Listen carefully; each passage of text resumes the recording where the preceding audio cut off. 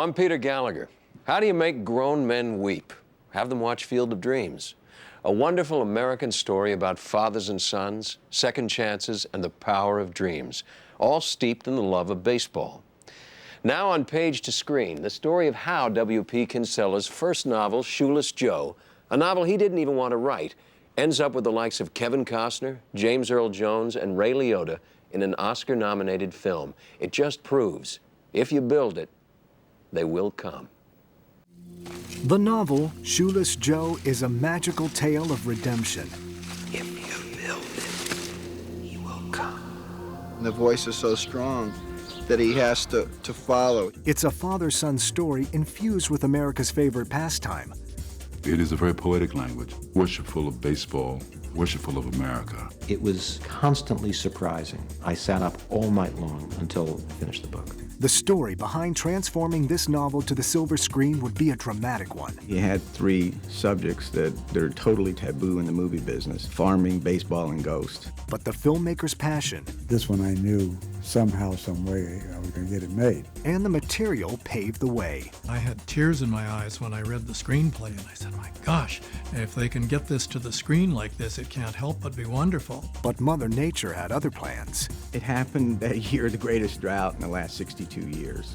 And the director began to doubt his own vision. I actually dreamt that people were coming after me with knives when they're saying, we're fans of the book. When released in 1989, the film caused an unexpected reaction. It made grown men weep. I started crying. Whenever the dialogue between the father and the son happened, men would start crying. Action. And art began to imitate life. I don't think we knew when we were making it how much of an effect it was going to have on people. In this hour, an amazing tale of how the novel Shoeless Joe came to life and how the film Field of Dreams became part of America. If you build it, he will come.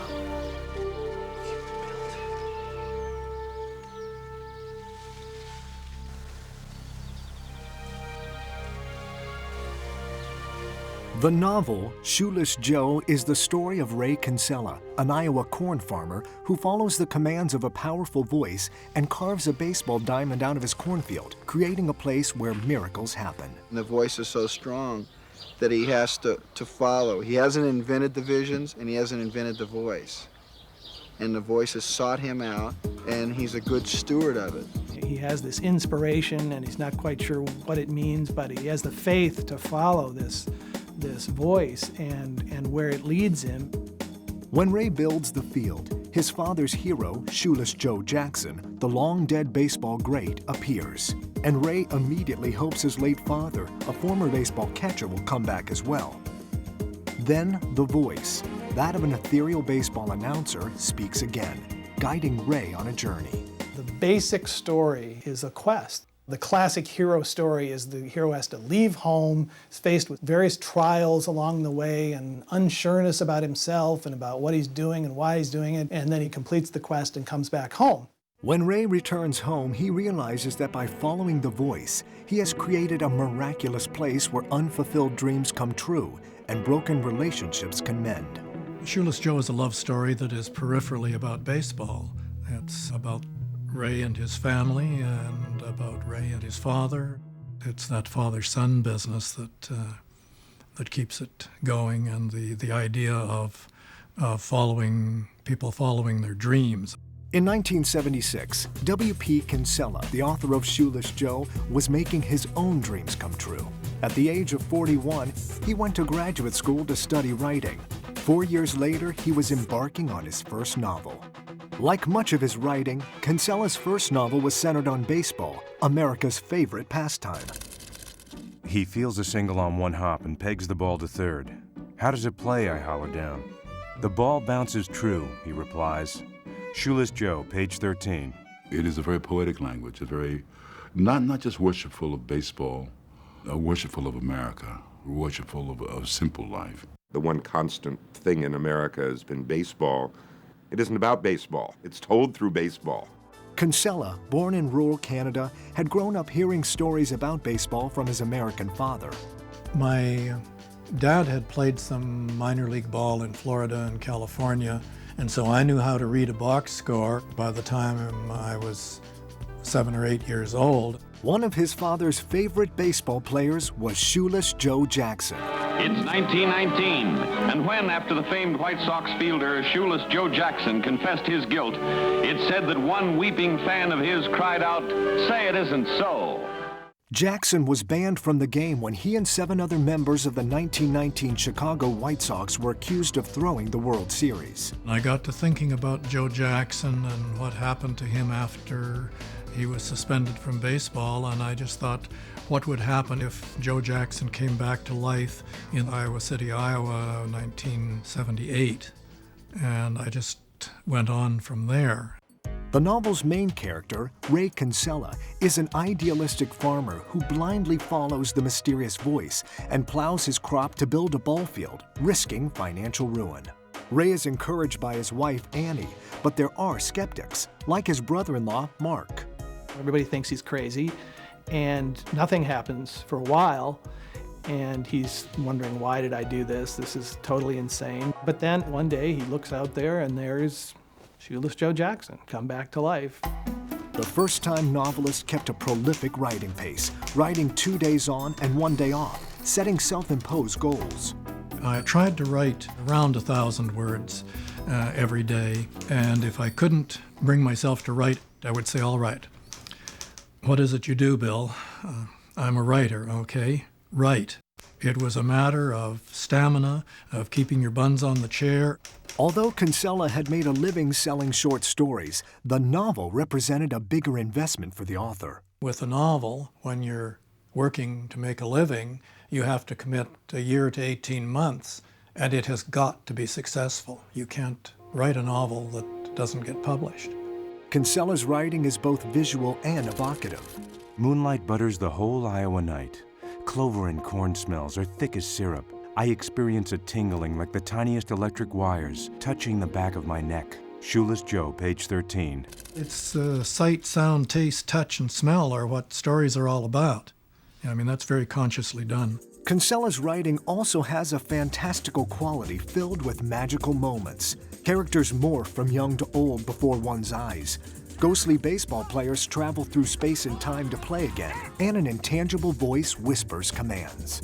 If you ask me if I believe if any of the things that happen in the book happen, I would say some of them, and most of them not. And yet, I never found myself fighting that when I was reading the book. I think that Kinsella is a very gentle writer, and I think he lets you follow him. Well, I started as a young person writing fantasy, as most young people do, because they have no life experience. As you get life experience, you write more realistic material, and then later in life you go back to fantasy, I've found. Kinsella had Ray meet both real and fictional characters along his journey. I just like to mix fantasy and reality so that it gets to the point where I can't tell whether it actually happened or not. That's what I like.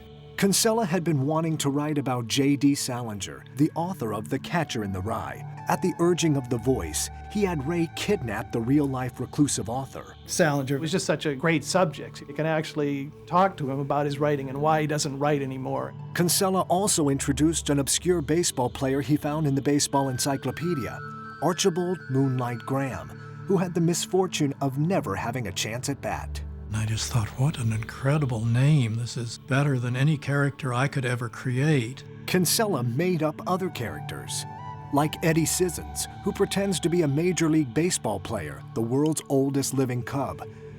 And he created Richard, Ray's estranged twin brother, who had left home at age 16 after fighting with their father. Each character experiences a transformation on Ray's ball field, playing out the book's themes of second chances and redemption. Eddie Sissons sees himself as a young player, even though he never was a player. Doc Graham, he actually gets to bat. J.D. Salinger gets to go with these ghostly figures and explore an area that no one has ever explored before and write another book that he's actually going to publish. Something happens to them at the field that redeems things. Although some say his story is filled with themes, it is unintentional. I never think of fiction in the term of themes. That's for academic drones who waste their lives doing that sort of thing. One undeniable theme in the novel is the eternal bond between father and son. Ray's story reaches its emotional peak when his late father appears on the field, and Ray and his twin brother each get a second chance to reconnect with their father over a game of catch.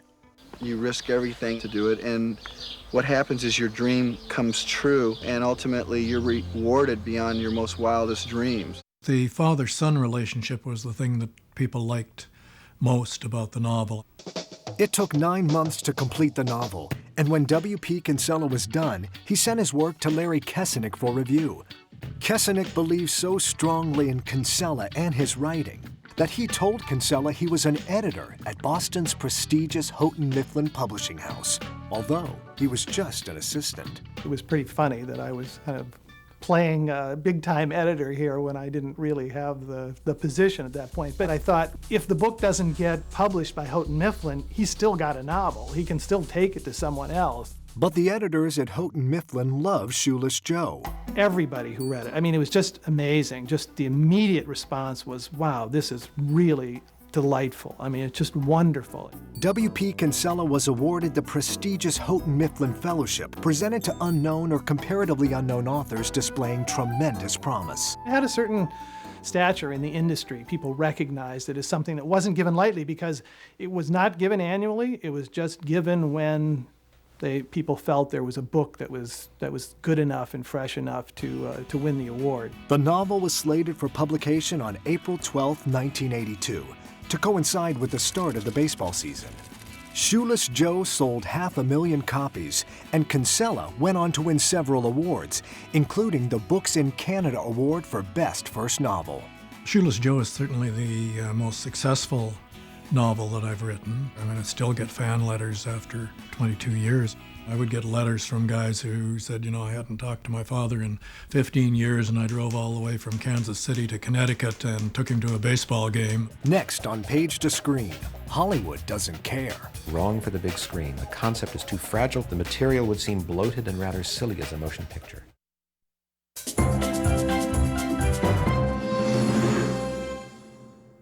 In 1982, Phil Alden Robinson was making a name for himself in Hollywood, writing clever comedies like All of Me. Riding high on this success, Robinson had turned his sights to directing and had just completed In the Mood. He was looking for another project to direct, and a friend recommended the novel Shoeless Joe. She said to me, I just read this phenomenal book, you have to read it. She said, it's about a farmer. I said, stop right there.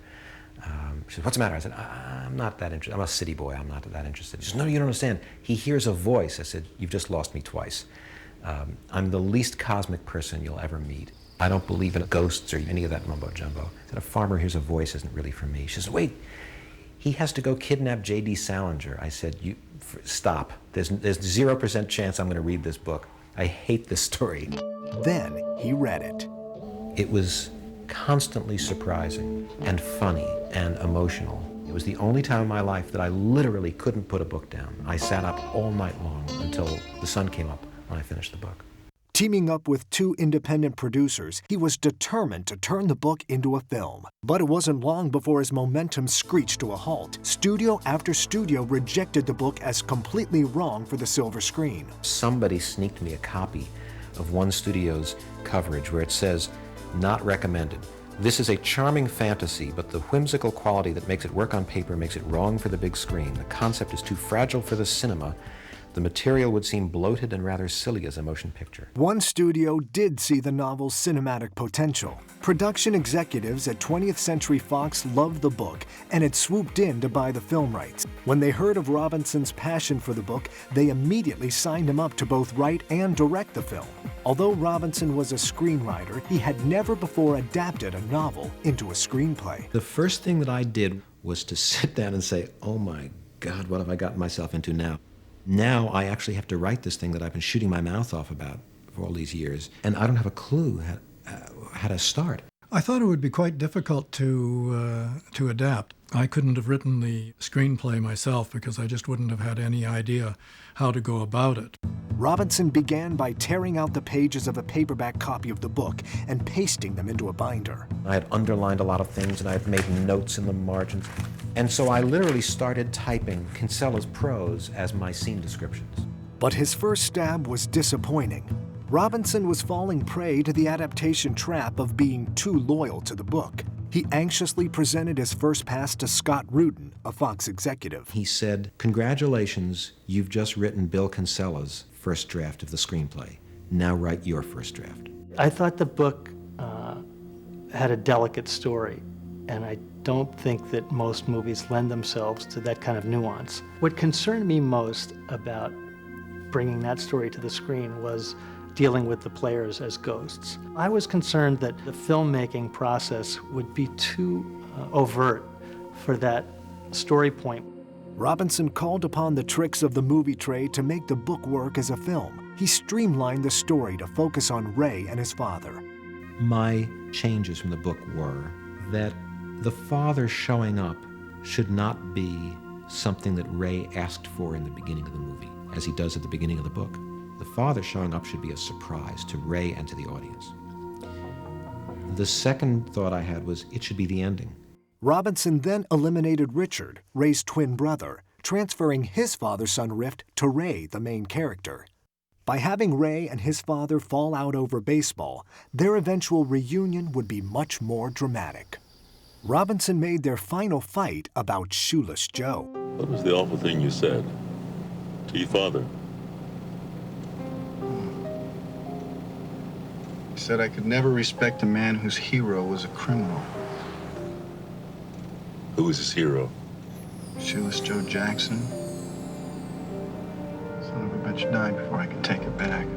Robinson knew he was on the right track, but he was plagued by guilt. He felt compelled to make his first contact with WP Bill Kinsella to explain the changes he was making to his book, and wrote him a letter. I was practically apologizing, saying, "I'm really sorry, but I think I have to do this, and here's why." And I got a postcard from Hawaii.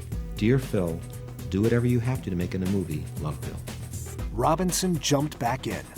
He continued to ruthlessly cut plot lines and characters to bring Ray's story to the forefront of his screenplay.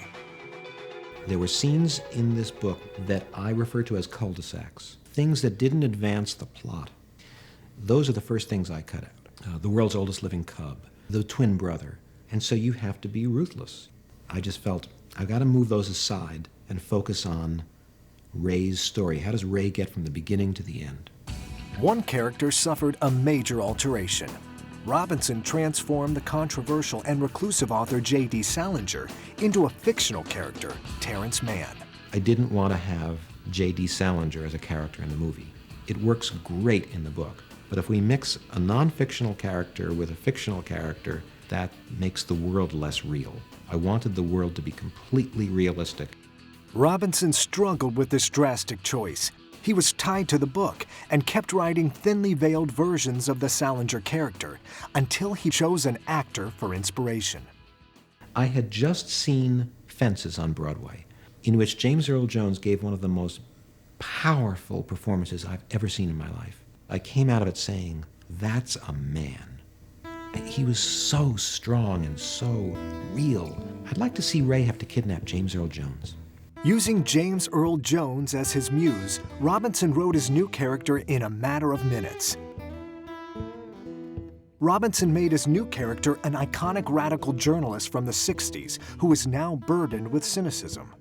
As soon as I thought of James Earl Jones in the role, all these things started popping in my head. And I was pacing back and forth. I wrote 3 pages of notes about this guy. It was a thrilling moment. I was hoping I wasn't gonna have to do it this way. What the hell is that? It's a gun. What do you think it is? Now look, I'm not gonna hurt you. I just need you to come with me for a little. What are you doing? I'm gonna beat you with a crowbar until you go away. After almost 2 years of intense writing, Robinson had finished his first book-to-film adaptation and was finally ready to share his completed screenplay with his toughest audience, W.P. Kinsella. I had tears in my eyes when I read the screenplay, and I said, my gosh, if this is my own work doing this to me, if they can get this to the screen like this, it can't help but be wonderful. I thought that he had really captured much of what I had loved about the book. That book, I think it's a little like holding a butterfly. You know, you can't jump on it and then say, oh, the plot's going to take me here or there. You just have to kind of put your hands around it and let it float around inside. And I thought he did that really brilliantly. Robinson's script also struck a powerful and extremely personal chord with Fox president Larry Gordon. The project was very important to me because my daddy died very suddenly when I was a beginner in this business. He never saw any of my success, so I really could feel this project. I felt like it was a little way of, showing him something special. After 5 years, Robinson was ready for production. Next on Page to Screen, changes are brewing at Fox that signal the demise of Shoeless Joe.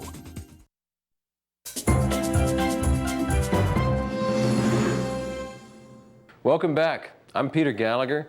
Just how do you build a field of dreams?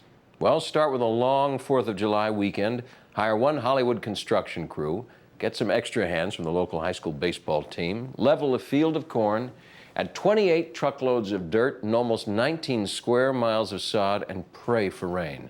And now, back to Page to Screen.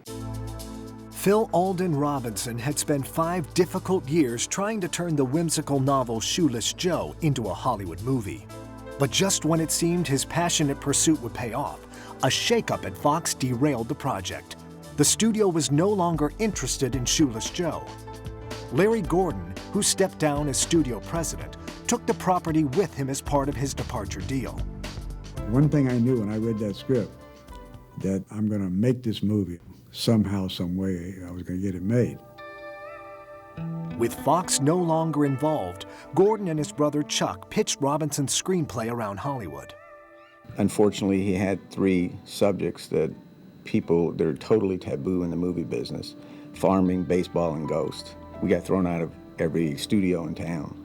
We almost made it at Paramount. They gave us a list of actors, including Robin Williams, who, looking back, he's a terrific actor and quite a talent, but it just would have been a total different movie. Robin Williams hearing voices, so what? They got lucky with Universal Studios chairman Tom Pollock. I cried when I read it. I came into the staff meeting the next morning, and amazingly enough, all the testosterone-driven men in that meeting read it and cried as well. It was a movie we wanted to make from the moment we read it. Their dream project was bankrolled with a modest $14 million budget, and Gordon and Robinson could finally begin casting. For the lead role of Ray Kinsella, they set their sights on Kevin Costner, a star making a name for himself with recent roles in No Way Out and The Untouchables. Costner had just completed Bull Durham, another baseball movie, and the filmmakers feared he would turn them down. Kevin is a guy who, if the conventional wisdom is don't do this, he'll do it just to prove you wrong. And he said, let me read it. And he read it, and he called and he said, I really like this. A well-written father-son drama with themes of second chances and fulfilling dreams was just the kind of story that attracted the star. I want to make movies that you'll just, there's parts of them that you'll just never ever forget. That's my hope going in. When you think of movies in the past, you think of great scenes, you never forget them. And I think that's what movies are supposed to strive for, things that you'll never forget in your life. Kevin has a genuine quality that was critical to the movie. When he's hearing voices and these people are saying to him, you're crazy, that, you believed it. You believed every minute of it. And I really can't think of anybody else that you would have believed in that role as much. With Costner on board, Robinson approached James Earl Jones. Jones, known for strong performances in films like The Great White Hope, had been Robinson's inspiration for the character of Terrence Mann. I immediately wanted the part. I just seen a photograph of Salinger, so I read the novel with him in mind. Who the hell are you? And I tried to figure out how are we to interpolate the essence of that character into the black journalist. I don't give interviews, and I'm no longer a public figure. I just want to be left alone. So piss off. Wait! Next, Robinson needed to cast the part of Ray's wife, Annie, who stands behind her husband while he risks their farm to build his fabled ball field. In his adaptation, Robinson had created scenes that didn't exist in the book to show Annie's strength and conviction, adding depth and complexity to her character. That was the hardest role to cast. She had to be tough and soft. She had to be smart and funny. She had to be an equal to Ray Kinsella. Robinson chose the spirited Amy Madigan, known for her roles in Streets of Fire and Places in the Heart. She had the perfect combination of tough and tender that the character needed. It had to be someone who's believable. It was tough because she had to be a realist. She had to be tough. And in the end, she had to be someone who went along with these crazy dreams that her husband had. And it was a very, very three-dimensional role. Who's for the Bill of Rights? Who thinks freedom is a pretty darn good thing? Come on, let's see those hands. I wanted to show where her guts were, her conviction of where the truth lies, her conviction of if you believe in something, you follow it through the nth degree. And I'm the type of person that will cover your back. I'm the type of person that believes in you and will support you. If you really feel you should do this, then you should do it.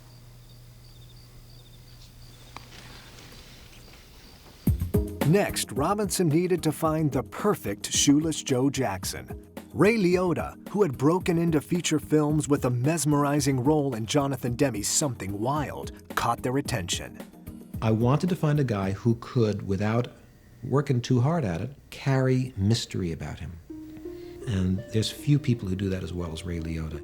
He's got these piercing eyes and he's got this inner life that he can just look at you with this look of, I'm not telling you a thing. There's a lot going on, I'm not telling you. Liotta had the look, but the actor also had a couple of strikes against him. Liotta had no baseball experience and was right-handed, making Joe Jackson's famous left-handed swing a challenge. Robinson would allow Liotta to bat right-handed, but if he was to play one of baseball history's greatest hitters, he needed serious batting practice. University of Southern California baseball coach and former Dodger Rod Dedeaux was hired to put Liotta through several weeks of intensive training. I am pitching to Shoeless Joe Jackson.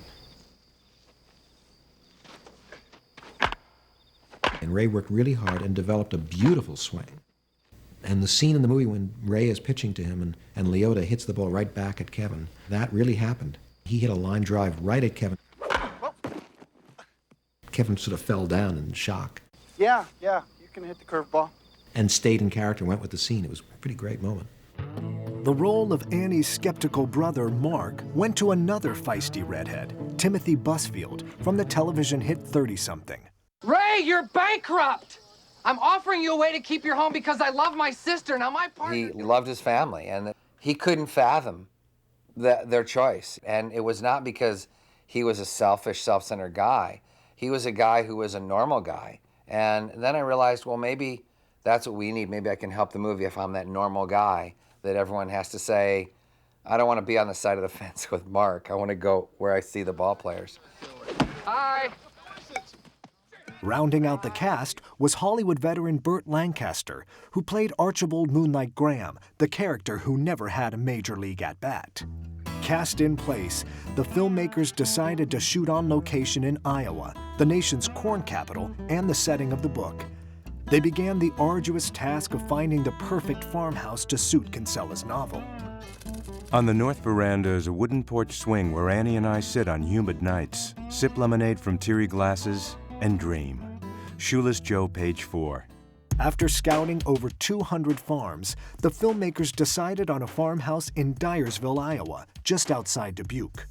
It had all the charm they needed, but also one other crucial quality: isolation. They never wanted to have to answer the question, what do these other people think that Ray's doing? The location was perfect, but the layout of the house wasn't. For $12,000, much more than a year's worth of corn, the farm's owner, Don Lansing, agreed to let the crew reinvent his home. Like any film crew, we want things opened up. We knocked all the walls down. We leveled the floor so that we could dolly. We put in air conditioning so we could live. Built a porch around the house because the script required a porch. We did a tremendous amount of work. The production team next set out to design the farmhouse interior. Robinson had taken W.P. Kinsella's idealistic main character and turned him into a child of the 60s. His home would reflect that. To me, the book was just suffused with the 60s. I tapped into it, and I thought that this character, I wanted to give him a little more of that identity, and so we say Ray was a student radical in the 60s. Far out. But he settled down. When you see a field of corn in a farmhouse, you don't expect to see counterculture decorating. And yet it made total sense in that place with those people. Bye! Bye! For me, it became more important in the movie than I remember it in the book. With locations locked in and actors preparing, the director made his journey to what would become his field of dreams. Next on Page to Screen, shooting was about to begin. But could Hollywood defeat one of the worst droughts in Iowa's history?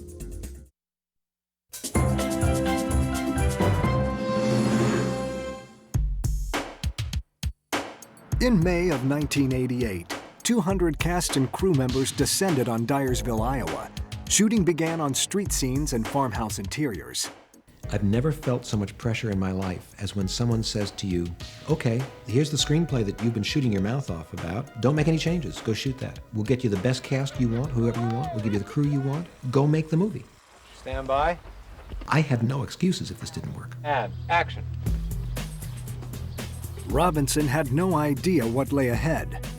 The movie's entire premise depended on row after row of towering corn stalks. We had to start shooting the corn June 20th, because I said, when he first walks through the corn, hears the voice, I need the corn up to here. Mother Nature had other plans. About 9 inch. Corn is supposed to grow, and we showed up in Iowa during the worst drought since the Dust Bowl. It happened that year, the greatest drought in the last 62 years. We were scared to death we wouldn't have corn. The film's farm advisor had been warning the harried director that the corn wasn't growing, but the message didn't sink in. Less than 3 weeks away from shooting the corn scenes, the only option was to find water, and fast. We're there hauling water from the Mississippi River by the tankerful and pouring the water down these rows of corn, trying to get it to grow. $25,000 worth of water, 3 times the value of the crop itself, was trucked in. As crews watered, production designer Dennis Gassner scrambled to come up with a plan B and ordered 50,000 silk corn stalks from Korea. It wouldn't be necessary. The corn finally began to grow. We were not the most popular people in Iowa at the time because a lot of these farmers couldn't afford to irrigate their lands. And it was one of those things where, you know, you really do feel bad. But I mean, we had a movie to make. The filmmakers succeeded in creating an oasis of lush cornfields crucial to the opening scene.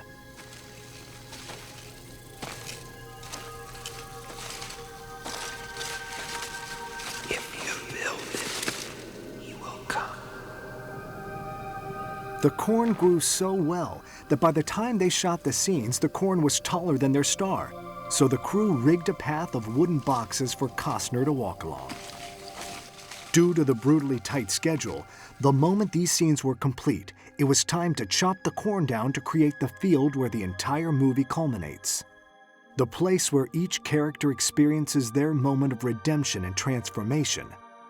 Ray Kinsella's Field of Dreams. Over the 4th of July weekend, 1988, construction crews directed by the groundskeeper from Dodger Stadium plowed the cornfield to lay several tons of dirt and sod. But now, the sod expert had bad news.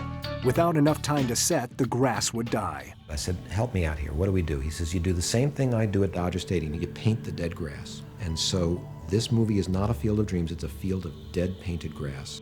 We had a full-time grass painter, a guy with a little gauze mask and a big tank on his back and a hose, constantly out there painting, because that grass died instantly. W.P. Kinsella's whimsical story had presented many challenges for the filmmakers. There would be another. Robinson and cinematographer John Lindley wanted the look of their film to capture the essence of Kinsella's writing. Perhaps in some distant dimension, the phantom baseball park superimposes itself on my labor of love as the sun dissolves into the horizon, tinting the clouds flamingo pink. Shoeless Joe, page 219. To recreate Kinsella's evocative images, the filmmaker shot many of the baseball scenes when the sunlight was just right.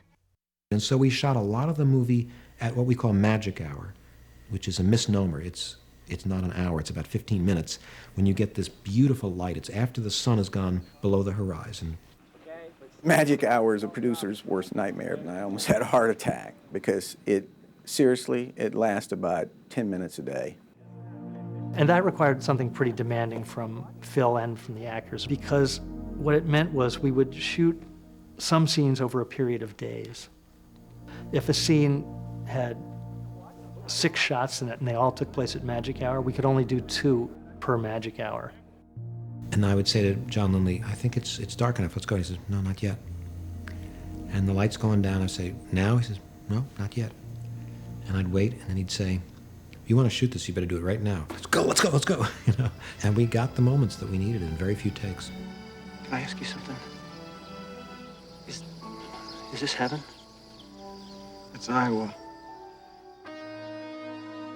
Shooting continued on schedule, but director Phil Alden Robinson was beginning to crack under the pressure of shooting the story he held so close to his heart.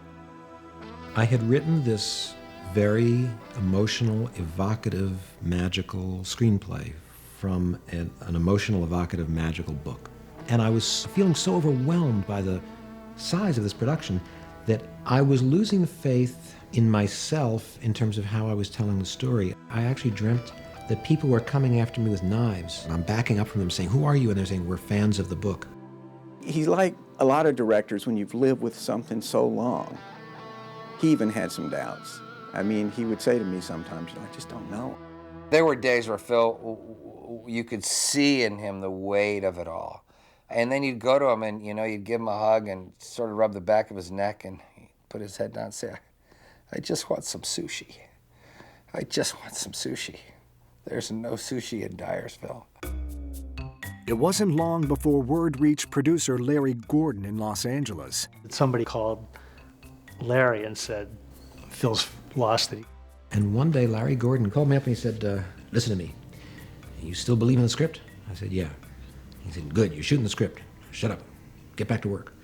And it was good advice, because in the end, that's all you've got is the script. You've got a vision in your head, but that's ephemeral. Sometimes it works, sometimes it doesn't. What you've got is the script, you trust the script if it works, and you hang on to the script like an anchor. I would say, Phil, people are crying in dailies. It's working, don't worry about it, it's working. He was strong, he held up, he did what he went out to do, and captured what he had in his mind.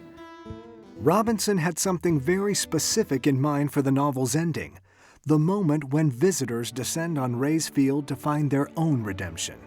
A helicopter, 1,500 vehicles, and a complete blackout in the town of Dyersville created the film's final scene. After 68 days, filming came to an end. It was a very hard shoot. It was unbelievably boiling. It was, they were in the middle of a drought, and we were out in that beating sun all day. But it was really focused, and it was a good time. We were quite a close-knit group of people. Robinson's dream project was in the can, and the mammoth Hollywood invasion began its slow departure from rural America. Robinson had shot over 400,000 feet of film, and now it was time to see if he could cut it into a movie. Next, on Page to Screen, Shoeless Joe doesn't make the cut.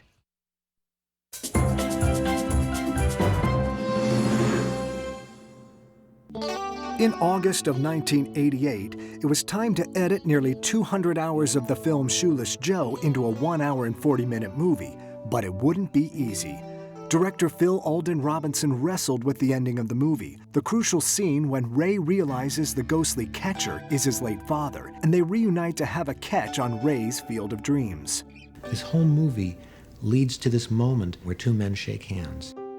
The entire film hinges on the moment of Ray's final transformation, as he reaches out to his late father through baseball, the source of their conflict. The director decided to let action speak louder than words. I thought it was important that neither one of them says out loud what the relationship is. What do I say to him? I have Ray introducing his father to his family. I'm John Kinsella. And he says, I'm Ray, my wife Annie, and this is my daughter Karen. I'm Ray. Karen, this is my... And he almost says my father, and then stops and says, John. But when Robinson screened the film for test audiences, they were confused. Many did not understand that the catcher was Ray's father, or thought Ray seemed cruel for not telling the catcher he was his son. You're building up to this great moment, and then he doesn't tell the catcher, you're my father. And we thought, you didn't know that? You didn't know that he knew? They didn't know that we were too subtle. As a solution, Robinson had Kevin Costner record one more line to be inserted into the film. Hey, Dad? He says, hey, Dad. And the father turns and says, you want to have a catch? You want to have a catch? I'd like that. In the next screening, the scores went through the roof. It's amazing what a difference that sort of thing can make. That scene was probably one of the most emotional scenes in the movie. There's not a man, I don't think, who hasn't had a game of catch with his dad or wanted it. Audience testing had another disturbing surprise for Robinson. Universal Chairman Tom Pollock broke the bad news. The book's title, Shoeless Joe, would not do. He said, well, we've tested the title, and it seems that people think that it's about a homeless guy, or that Kevin plays a person who's not well dressed. Robinson protested, but a few days later, Tom Pollock had a new title, Field of Dreams. I said, it's terrible, it's weak, it's soft, it sounds like a room deodorizer. It sounds like in a new Field of Dreams, now with lemon. I went crazy. I said to Phil, call Kinsella and get him on our side. We're going to go and fight the studio and tell him how upset he is. I called Bill Kinsella and break the news to him. I said, we can't call the film Shoeless Joe. And he said, oh, I don't care about that. That was the publisher's title. I said, really, what was your title? He said, Dreamfield. And I said, okay, the universe has opened up, the cosmic tumblers have clicked into place, and I'm not going to fight this anymore. Field of Dreams was released in April 1989. On opening night, some of the filmmakers reserved seats at a local theater in Los Angeles so they could experience the audience's reaction firsthand. I remembered seeing people starting to pass Kleenex to one another, but people who were strangers, reaching across rows, people starting to sob. And I remember thinking, this movie's hit something. The movie struck men the hardest. After the movie, these four giant guys were sitting there bawling.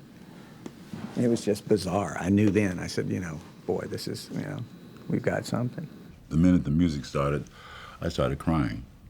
I mean, whenever the dialogue between the father and the son happened, men would start crying. There were sentiments in that movie, not sentimentality, but sentiments that would get to you real quick. Word of mouth ensured the film's success. The movie grossed almost $70 million at the box office, and its popularity sent copies of Shoeless Joe flying off bookshelves, earning the novel a place on the New York Times bestseller list. No one was happier than the author. It was quite wonderful. Generally, when Hollywood adapts a book, they screw it up. Probably 9 out of 10 times, and I was thrilled that Phil had done such a wonderful job. In the spring of 1990, Field of Dreams was honored with 3 Oscar nominations: Best Picture, Best Adapted Screenplay, and Best Score. But on Oscar night, the film would come up empty. I'd love to have won, but we got many letters that all began the same. I haven't spoken to my father in X number of years. After I saw your film, I called him up and said, either let's have a catch or let's go see this movie. I thought, that's the Oscar. This film changed some people's lives for the better. Expressions such as Field of Dreams, in many different configurations, dream fields, if you build it, he will come. I've seen that applied to, everything from Little League stadiums to, major office buildings. It has really become part of the language. After the film's release, the story's surprising final chapter unfolded. Visitors by the thousands began descending on Ray's Field of Dreams. Ray, people will come, Ray. What started as film and literature suddenly became a real place for people to find redemption. It's almost spooky, the way that life has imitated art here, the way this mythological place, this place that was created first in Bill's imagination and then in Phil's movie, has become a place that people actually go to in real life. What started it was people wanting to touch what the film did for them. Thousands and thousands of people go there every year to get married, just to run the bases, to get reacquainted with a loved one, and that's phenomenal. I did a good job of not ruining his book.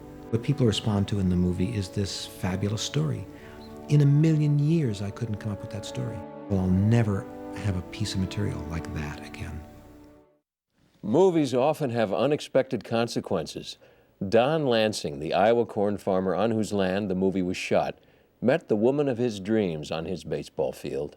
Her greatest wish was to spend New Year's there, eating a hot dog and drinking a Dr. Pepper. They started a friendship that blossomed into romance and then marriage. He proposed to her on first base. I'm Peter Gallagher. Thanks for watching Page to Screen.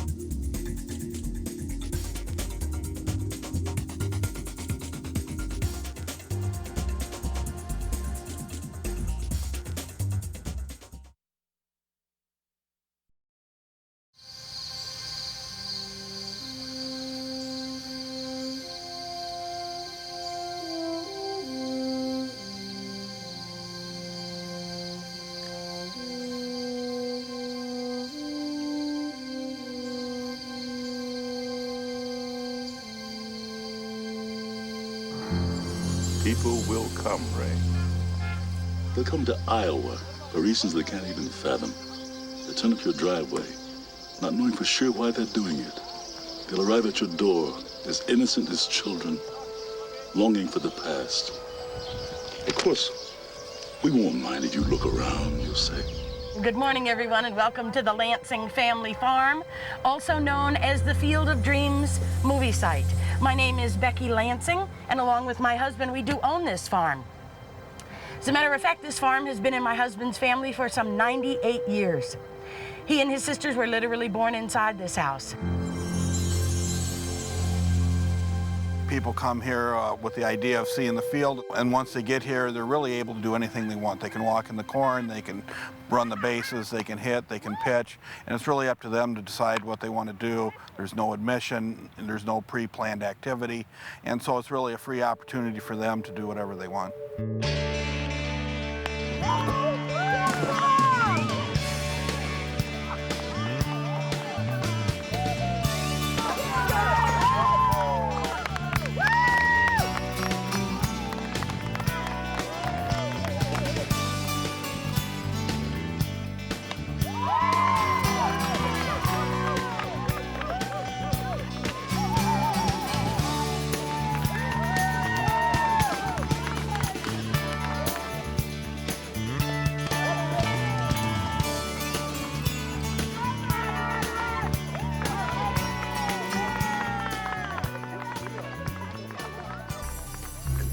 There's so many people that you talk to, and they're walking around, and you can tell they're just kind of, seems like they're at peace with themselves. I don't know if it brings together the family situations that, you know, brings back good memories for them. I wish we could have a backstop like this and wouldn't have to pay anybody to shag balls.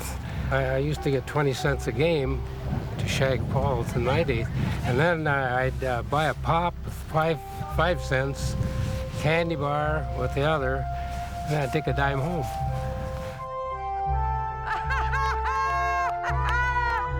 to go, Dewey!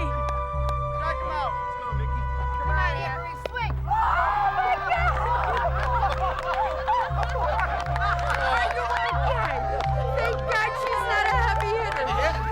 Did you play Major League Baseball? No, I played shortstop. I did. I was on the baseball team when I was a young girl. Anything is possible out here in the Field of Dreams. You will find as many different reasons that people come here as there are people. We were headed out to a wedding, and because we've enjoyed the movie for years, we decided to take a detour and stop and see the Field of Dreams. Yeah, we thought we'd be the most overdressed people here, but actually, it's, I mean, all walks of life. This has been, it's really neat, and we saw that you could bring your bat and ball and come out and play, and it's fabulous. Well, I've been here 3 times. And we've seen the movie quite a few times. Hundreds. And we just had to come out and see it live. My brother, who lives in Dallas, Texas, and he comes up here and he's like a little kid. You know, he can't get enough of it. Some are because they love the baseball, some are religious, some just dearly love that movie. A few weeks ago, I had a little boy come up to the stand, and I asked him, I said, "Did you see the movie?" "Yes, ma'am," he said, "I've seen it 27 times.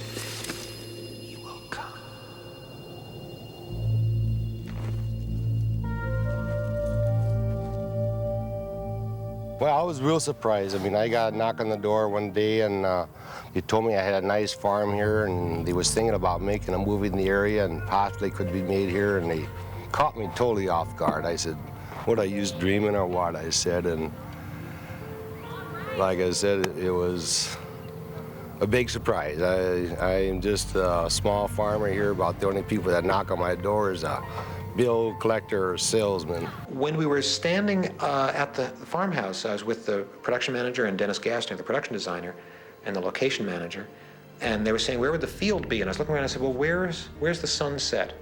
And where's the sunset in the summer?" And the farmer pointed out there, and I said, "All right, I don't know, let's put the field over here." And the farmer said, "Well, okay, but part of that field belongs to my neighbors, the Ames camps." One night, Don Lansing came over and said to Al, he said, "They're thinking about doing a movie on our farm. Would you be interested?" He said, "They need more land for the field." And Al said, "That sounds great." And, you know, and after that, things just kept happening, and they came out and asked us, and we said, "Definitely, yes." And indeed, the ball field we built, the infield and right field is on Don Lansing's territory, and left field and center field is on Al Amescamp's territory. I manage the left and center field of dreams for Rita, and we take you know, not only a souvenir stand, but that involves like the corn maze. We do national baseball tournaments and that, and also I'm the general manager of the Ghost Players, the baseball team out here.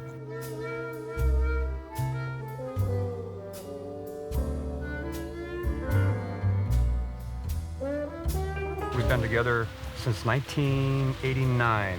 At that time, when Keith talked about it, I was managing the semi-pro team here in town, and he came up with the idea to come out and possibly entertain the people out at the field.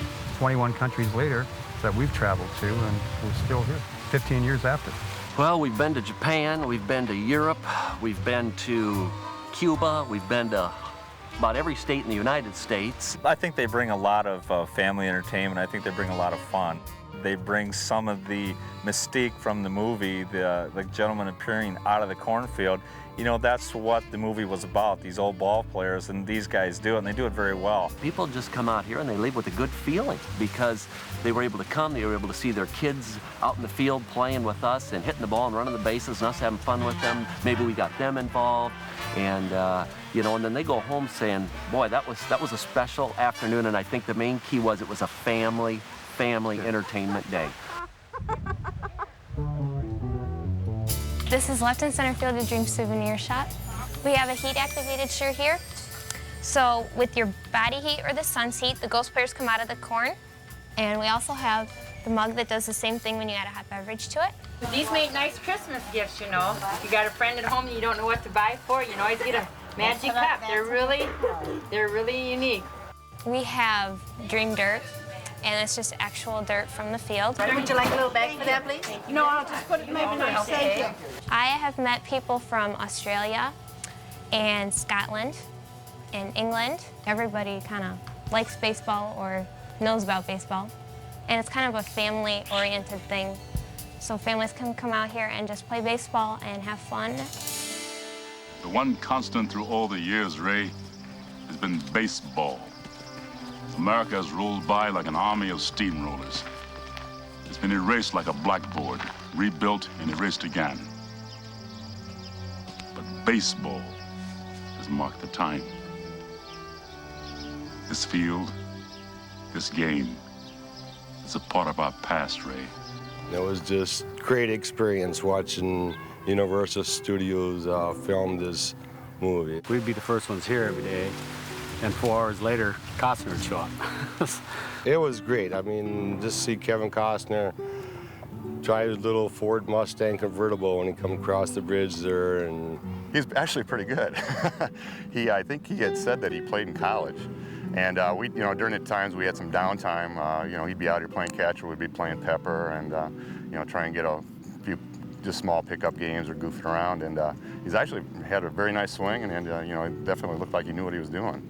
Oh yes, Kevin Costner. I had my picture taken in our house with Kevin when they did one of the scenes in the movie. He was very, very nice. He left a good impression in town when he left. Everybody liked Kevin Costner. And we met the whole crew, but we didn't get to meet Burt Lancaster, but everyone else we had met. They were so wonderful when they were here. James Earl Jones used to sit with our family in the back over here, and we would talk for hours after they were done filming. It was just amazing to listen to him talk. The whole crew was really very nice, and they really enjoyed being here in this little town of Dyersville. One of the ways I was involved with the movie, we got called one Saturday, another attorney and I, to be the bankers in the kitchen scene, and my role was this. Why didn't you tell him? Annie, you got no choice in the matter. And so that was a lot of fun. That took about 6 hours. It was a once-in-a-lifetime experience. Just wanted to thank you folks for putting up this field, letting us play here. I'm John Kinsella. I'm Ray.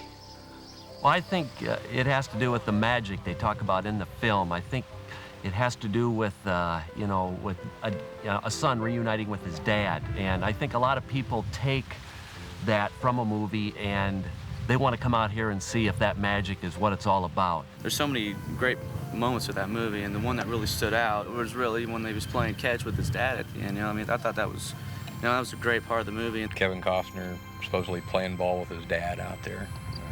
I suppose that's the part of the movie I remember. My favorite happens to be when he's throwing and catching with his dad. Because I think every little boy wants to do that. Because those are really special moments. For him to throw, it's a whole different thing. I don't know, it's family. It's what it's about. There isn't anything better than family. We've had many dads who have come here and reconciled with their sons, their daughters, their families. It's been absolutely unbelievable. And we've always had a really close bond and everything, but since I was in college, we didn't really see that much of each other. And now that we working full time, it's going to be the same thing again, not seeing that much of each other. So this is a good way for us to, take a break from work, come out here and spend a little time together. Yeah, it's just a good thing for us to do, a father-son thing for us to do. There's a lot of stuff we could do, but we thought, come out here. The World Series is going on right now. It's a beautiful day, so just coming out and playing some catch is worth the drive. We watched the movie last night, and so he wanted to come out, and we've been kind of playing John and Ray out here, father and son, and so he told me when we got out, he goes, I'm Ray and you're John, and so we're kind of tossing the ball around and everything, just to kind of experience kind of America's pastime, and just kind of catch the ball and just have kind of a bonding kind of moment. Well, it made you think, as I was standing there at first base and my son was at second base, just imagining those players coming out and being in that era when baseball was kind of at its beginning stages and prime, when all the great players that we remember from those days were playing still. I think one of my favorite all-time stories is about a 50-year-old man, a big strapping 50-year-old man on all fours at home plate crying his heart out. He had something to say to his dad, and people say it. Not only this man, but people say it every day out here. Just to see fathers and sons playing family-type games, and you never know, they might not have the second chance to do this again, and then they're out there doing it, and they come up to me and just thank me for keeping the field as it is, just so they can keep coming back and making their own little reality. Bases are loaded. I'm facing my grandson. He's pitching to me for the first time in his life. So this is our first trip here together to Field of Dreams, and we're just loving it. And I'm gonna try and hit the grand slam here.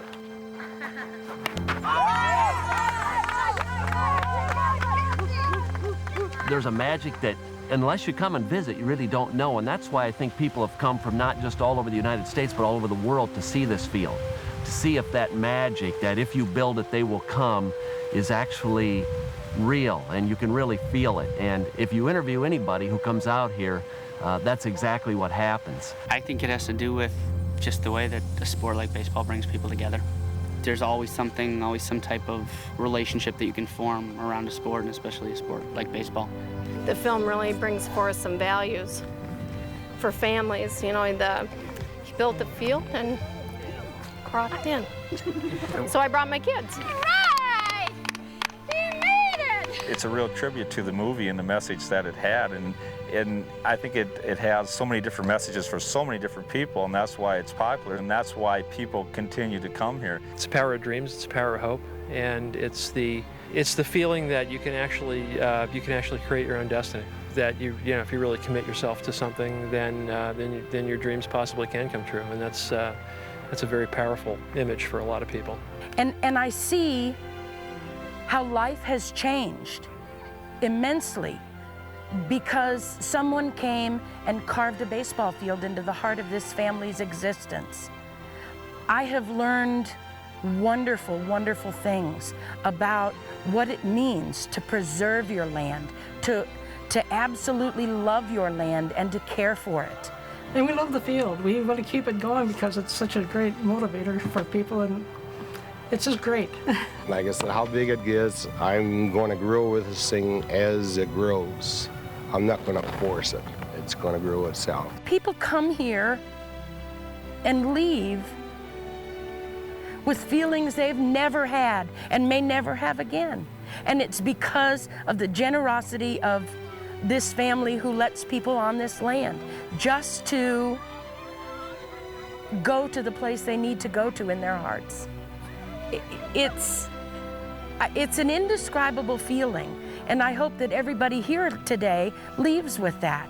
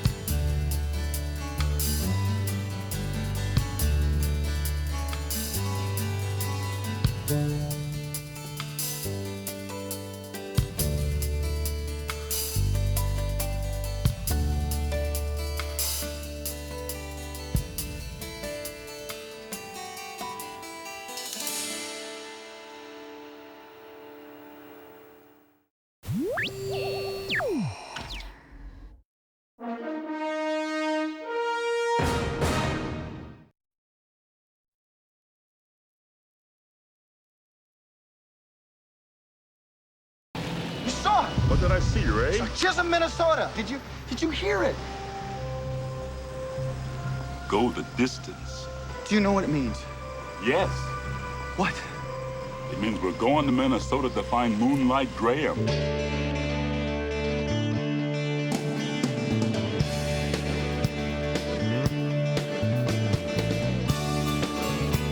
Hi, my name is Steve Repp. I live here in Galena, Illinois. I'm a Galena historian. I have a lot of fun with history. Galena, Illinois is a great town. It was a lead mining town, a river town from the past, from the 1800s. There's a great history to the community. It's a fully functional community now, a lot of services for people, a lot of wonderful buildings here along Main Street, beautiful residences, a lot of things pertaining to the past that people come and enjoy. And one other thing, Galena, Illinois really has another name. Chisholm, Minnesota for that great movie, Field of Dreams. This was the establishing shot for Chisholm, Minnesota. In the movie, the banner would hang from the DeSoto Hotel corner across the street to the Federation of Eagles corner. As a little side note, just so you know what's going on here with the history of Galena, great history, great past, right here is the DeSoto Hotel, and it was opened in 1855. The balcony that you see there, in July of 1856, a man came up from Springfield, Illinois. We know him as Abraham Lincoln. He spoke from a balcony very similar to the one that you see. Right at this location, you might remember the phone booth. Terrence Mann, Ray Kinsella, they just arrived in Chisholm. They figured the easiest thing to do is go to a phone booth, look up in a phone book, trying to find that Graham name. They're unable to find that name, and so Terrence Mann has an idea. He ends up walking down this way. He goes to the newspaper office to get more information. Hi again. You might remember this part of the movie, the bar scene where Terrence Mann, coming to Chisholm, Minnesota, checks one of the local bars for information about some characteristics of Dr. Graham. And one of the things he found out was that he always carried an umbrella. What was the umbrella for? I think it got to be a habit, you know, something to hang on to. Okay, here we go again, another location. You might recall in the movie that Ray Kinsella and Terrence Mann are in a motel, and they discover in the newspapers that Terrence Mann is reported missing. Did you know you were missing?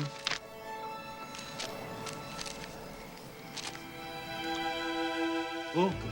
So he decides he better call back east and talk to the relatives and let them know he's okay. And Ray Kinsella said, You, want me to... Thanks. So Ray Kinsella leaves the motel room, and he starts to take a walk. And the building behind me here now was very interesting because what they had done, if you can see that, is they had taken this marquee down that you see behind me and replaced it with the Plaza marquee, the V-shaped marquee. And it reads The Godfather, one of this year's 10 best movies. And he's kind of puzzled. He goes, this year's? And he's suddenly put back in time when Dr. Graham was still alive. But although he's still puzzled, he can't believe, you know, back into the early 70s.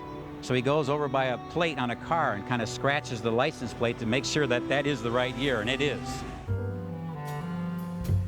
As Ray Kinsella was pondering what was going on here after he had looked at the Plaza marquee sign, the backdrop scene was Nelson's Bakery, and a neon sign was in the place of the one that's there now. This is the location where Ray Kinsella, following behind Dr. Graham, unbeknownst to him at the time, though, but he did see that umbrella in his hand. And he said, Dr. Graham? I'm Ray Kinsella from Iowa. Are you Moonlight Graham? He said, no one's called me Moonlight Graham in 50 years.